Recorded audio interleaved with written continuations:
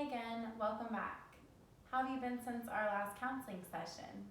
I've been feeling a lot better, but I do have a few questions about the previous session. Would you mind reviewing what we went over last time I was here? Sure. So to begin, I'm going to explain what will happen throughout this session, like what we'll be doing and what we'll be talking about. That way you aren't blindsided by anything and confused by anything. And then a quick overview is that we'll be reviewing the ASA 24 report. So that's a tool that can help to decode the 24-hour recall that we did last time, which was just like a quick list of your foods and the forgotten foods. Oh, So there are a few strengths and areas of improvement that I can go over with you if you're interested that I noticed. yeah, I'd like to see where I could improve. Okay, that's great. I think it would be helpful to improve or to highlight your strengths as well if you're interested. Okay, yeah, totally. So a strength that I noticed after looking over this was that you didn't overconsume calories. That's really good because overconsumption of calories can lead to like a lot of health issues. You said that the day that we went over that you ate a lot lighter than you would normally eat. Yeah, I was kind of nauseous that day. Oh, you were? Yeah. Okay. But I do think on a typical day you would be right where you need to be when it comes to the consumption of calories. So looking at this, you ate half a cup more vegetables than the target goal, which is great. Oh, good. Yeah, and you achieved the target goal for protein as well. So that's really good. An area improvement though would be to be sure that you're getting enough grains, fruits, and dairy, just so you can balance everything well and make sure you're getting everything that you need to be. But other than that, you seem to be right on track. That's really good. Wait, can you clarify what a grain is?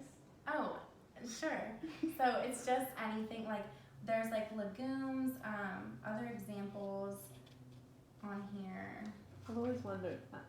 Yeah, it's just anything like you can eat whole grains, like you can get that. Sometimes it's from processed foods, you can get that. So we want to be sure to stay away from grains that are like those. Oh, okay. And then after going over the previous counseling session a little bit more, how do you feel about everything so far? I feel good. I'm glad I hit my protein and vegetables, but I definitely could see where I need the other things more from what I ate that certain day. That's good. This is a bubble sheet that we like to use. It's just blank circles where I have written a few possible topic areas that I think you might be interested in learning about, just based on the other diet analysis if you want to look over these. And then which one would you like to discuss?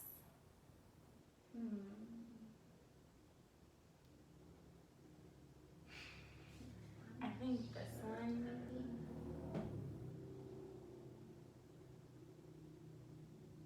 The nutrient dense foods? Yeah, we can do that.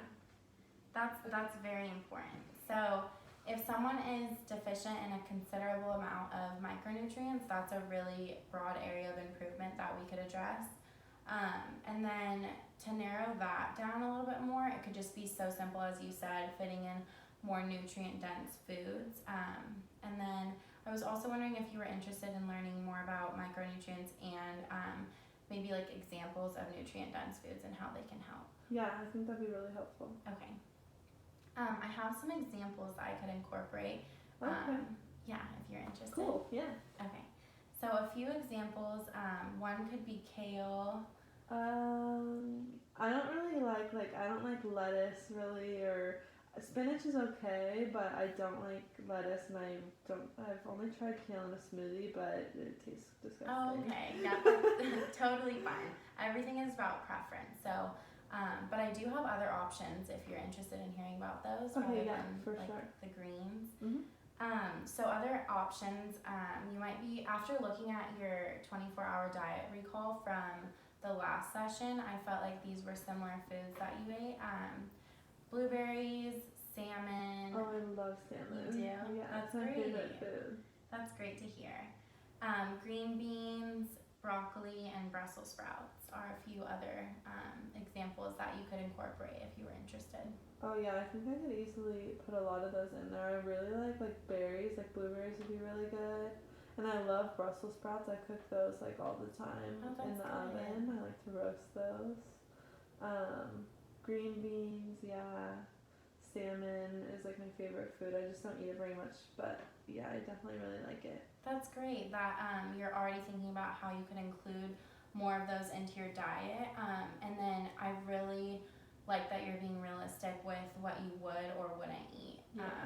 That's good because if there's something that you're interested in, maybe trying something again, that's good. But if it's something you're not interested in, then trying to incorporate it in your diet would be really difficult. Okay. But how would you feel about learning about another topic such as the micronutrients?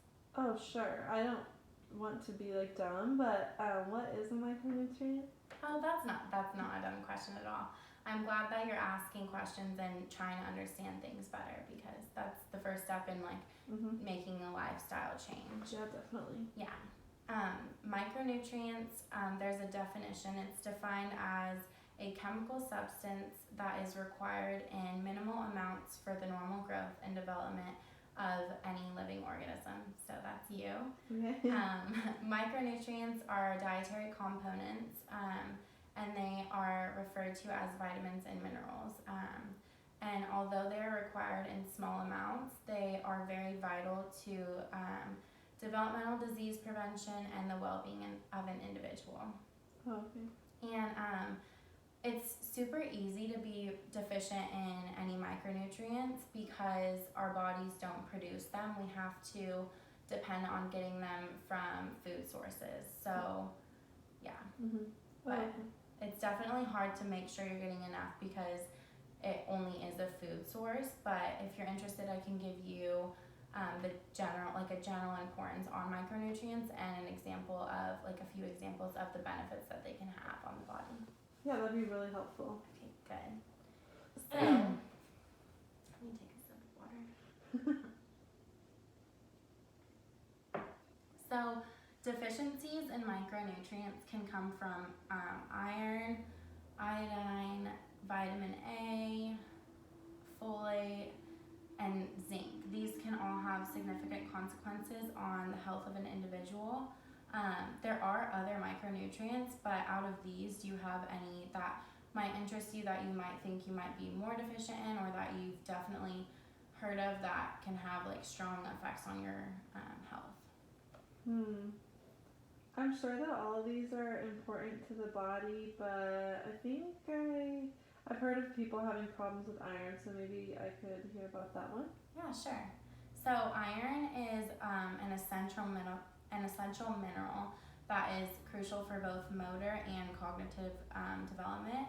But iron supplements can be really helpful in reducing anemia and improving like the iron status, especially in pregnant women. It's really hard to get enough iron when you're going through that stage in your life, so that's important for iron. And then what about maybe vitamin A? Yeah, vitamin A is so important. It's it's a vitamin, makes sense. And it supports immune system function. So that's really important because you want to keep your immunity and your immune system up, and so you're feeling well enough to like eat the foods you want to enjoy and enough to exercise as well. Okay, and then what about zinc is really important too, right? Yeah. Oh. Zinc is an essential mineral as well, and that helps to promote immunity, I believe resistance to infection, and then it has really proper growth, and it helps with proper growth and development of our nervous system. So supplementing with zinc can help to reduce respiratory infections and other bodily infections as well. Oh, okay. Yeah, that definitely helps me understand that better, the benefits and the functions of those. Yeah. Good. I was wondering, I would definitely like to work on incorporating more nutrient-dense foods into my diet since I seem to be deficient in a few of those, daily food groups, like the grains and dairy. Yeah. I can help to guide you a little bit into making that more of a SMART goal if you're interested. Okay, yeah, wait, what's a SMART goal? Oh, I'm sorry, I didn't explain that. So a SMART goal, it stands for something that's specific, the S, and then M is measurable, Okay. A is achievable, R is relevant, and then the T is like time oriented. So how much time you think you could fit it into your schedule. But we could definitely try to make the goal that you have a little more similar to a SMART goal if that's something you'd want to do. Okay. What would be like maybe like an example of one? So for specific, it's just like a step-by-step process. So we would start with the S, which is specific. So a goal that is specific might be you wanting to incorporate more nutrient-dense foods. Okay. That's pretty specific. Okay. And then the M would be measurable. So measuring, like, do you think? Using measuring cups and Yeah. stuff? Okay. Yeah. Yeah. I You can think totally that you do could do that? Okay. Yeah. That's great. And then, do you think that's something that is achievable into like incorporating that into your everyday life? Yeah, definitely. I think I just need to spend more time like grocery shopping, like pre-thinking about like what I would eat rather than just like grabbing what sounds good or something. Yeah, Maybe I can that's like great. actually think about, you know, like each meal and stuff. Yeah. That's great. And then this is definitely, in my opinion, relevant. I'm not sure how you feel about that, but relevant to going back over your diet analysis. It is really relevant to want to fit nutrient dense foods because energy dense foods or like lower foods that have like higher calories, it's definitely a lot harder to get what you're wanting out of your everyday calorie consumption. Yeah. So do you feel like that's a relevant goal? Yeah, definitely based Okay. off of last night. Good. And then the last step in the SMART goal is time oriented. So just to explain it a little more, because I know I first had difficulty with the SMART goal, but if you think you could eat maybe like one or two more, like what were we saying, like 1 cup of blueberries a day, like a specific, like, or how long you want to spend making that grocery list. Do you think okay. that's Yeah, definitely. okay? I totally think I could do that. Great. I'm So excited. I'm excited for you too. And then, so we'll go with this SMART goal that we developed together. Just remembering that it's specific to incorporating and trying to fit in more nutrient-dense foods into your diet.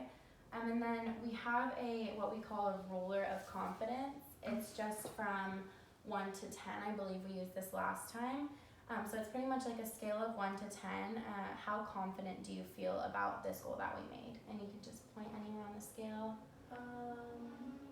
Probably like an 8. I feel like I definitely could do it. It might be like a little bit hard at first, but I definitely think it's like achievable. I just have to like really be dedicated to it. That's good. And I know it's so hard to come back after an initial appointment as well. So I'm really proud that you came back and that you feel as confident as you do. So that's Thank really you. great to hear. Yeah, of course. It was so nice to meet you again. Yeah. And I just want to thank you for helping me and taking your time and assisting me with this class assignment. And I hope that we could both learn something a little more and that you can reach your goal that you have. Yeah, definitely. Thank you so much.